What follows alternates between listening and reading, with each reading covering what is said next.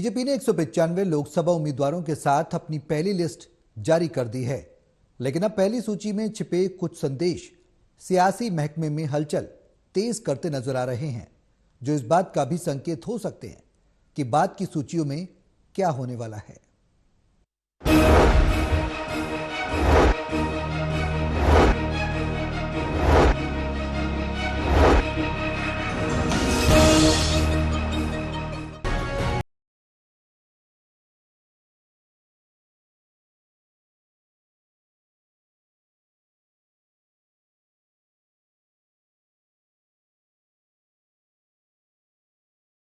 BJP की 195 लोकसभा उम्मीदवारों की पहली सूची में कुछ संदेश छिपे हैं, जो इस बात का संकेत हो सकते हैं कि बाद की सूचियों में क्या होने वाला है।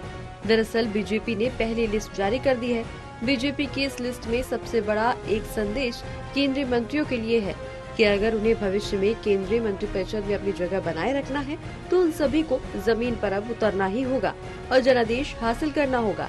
शायद इसीलिए बीजेपी ने अपनी पहली सूची में मोदी सरकार के 34 मंत्रियों को चुनावी मैदान में उतारा है। कई केंद्रीय मंत्री जो वर्तमान में राज्यसभा सांसद हैं, उन्हें भी बीजेपी ने आगामी लोकसभा चुनाव में उतारने का फैसला लिया है।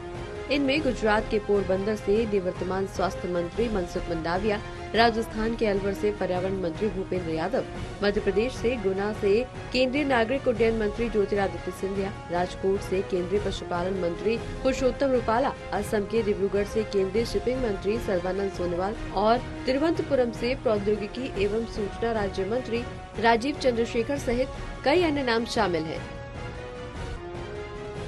खराब रिपोर्ट कार्ड वालों के कटे टिकट।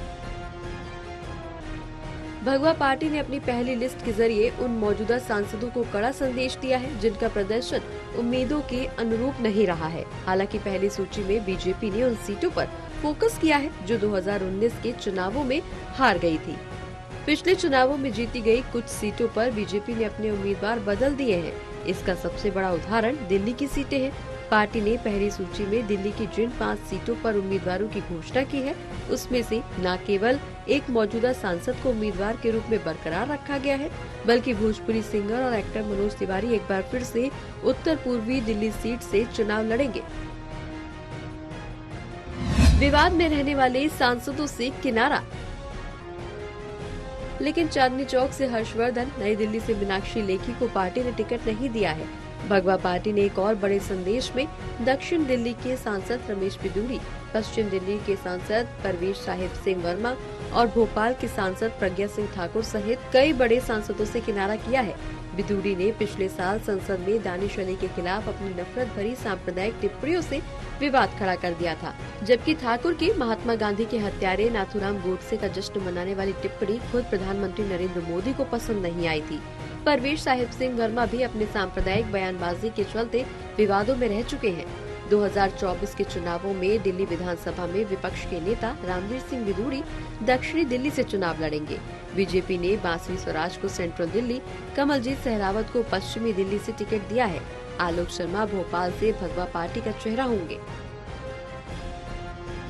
जनाधार वाले नेताओं का किया सम्मान।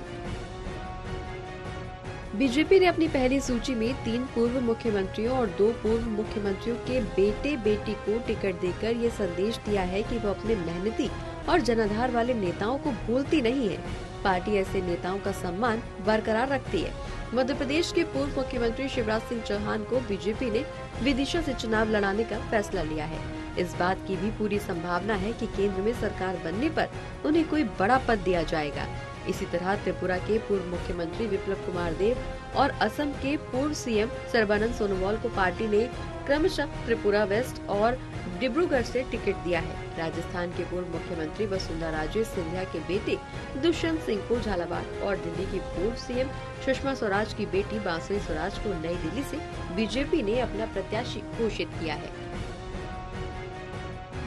समाज के हर वर्ग को मिला प्रतिनिधित्व।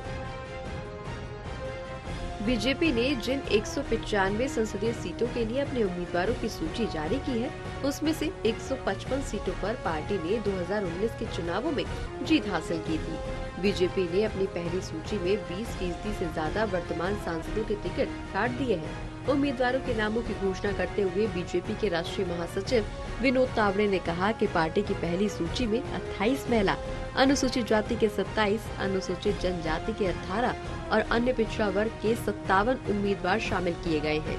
साथ ही पार्टी ने 50 साल से कम उम्र के 47 उम्मीदवारों को आगामी लोकसभा चुनावों के लिए टिकट दिया है। जल्द हो सकता है आम चुनावों का ऐलान। उम्मीद है कि निर्वाचन आयोग इस महीने के अंत में लोकसभा चुनावों के कार्यक्रम की घोषणा करेगा। बीजेपी ने 2019 के चुनावों में 303 सीटें जीती थी और इस बार पीएम मोदी ने 400 पार का लक्ष्य निर्धारित किया है। बीजेपी इस लक्ष्य को हासिल करने के लिए अकेले 370 सीटें जीतने पर फोकस कर रही है।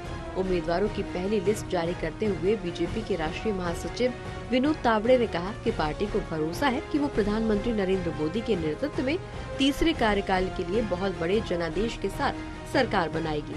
उन्होंने ये भी कहा कि बीजेपी विभिन्न राज्यों में अपना विस्तार करने और राष्ट्रीय जनतांत्रिक गठबंधन को मजबूत करने के लिए काम कर रही है। बीजेपी ने 195 लोकसभा उम्मीदवारों के साथ अपनी पहली लिस्ट जारी तो कर दी है, लेकिन अब पहली सूची में छिपे कुछ सियासी संदेश महकमे में हलचल तेज करते हुए नजर आ रहे हैं, जो इस बात का भी संकेत हो सकते हैं कि बाद की सूचियों में कुछ खास होने वाला है। Special desk, total